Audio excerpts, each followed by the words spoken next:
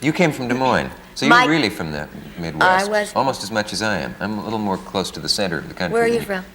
You don't know. No, tell me. I'm from Nebraska. So isn't Marlon Brando from Nebraska? Brando is, yes, originally, yeah. And You come from Des Moines and you say there was wickedness in Des Moines? Well, I don't feel it was wickedness. I feel it was survival, that people did whatever they could to find a way to live and be happy. There's a high pregnancy rate, I believe. Is there? Well, there used to be, but that was before television. It's probably cleaned up a lot now. Well, if your father was strict, we dealt with him earlier, was your mother then permissive? Or, Oh, she was absolutely, totally uncritical, totally loving, totally imaginative. My father was wonderful in other ways. I feel he taught me fairness and to be dependable, which I never am, but he represented that, at least in our family. And during the war, his younger brothers went to war, and he started a business for them and held it down till they got back, and he was the solid part of our family. Did you get a letter or anything? Oh, yes, the letter.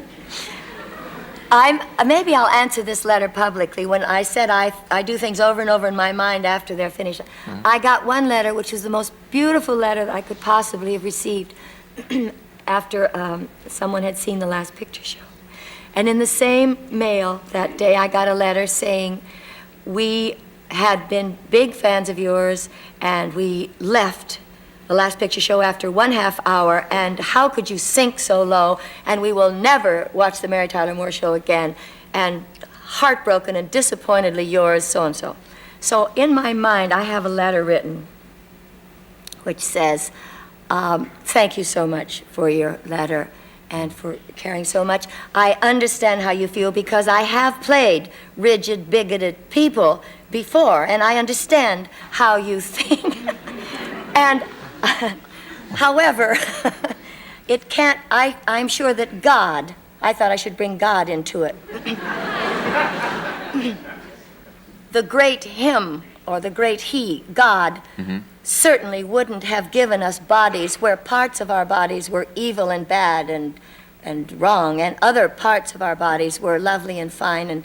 And I think if we consider this, perhaps if you, in your righteousness, could understand how people were created even, including yourselves. It goes on and on. I ramble on when I think about this letter. It's an interesting answer. My wife... Sincerely, Cloris. My wife wrote the letter. Did you? You dictated it. So you just saved us a lot of time.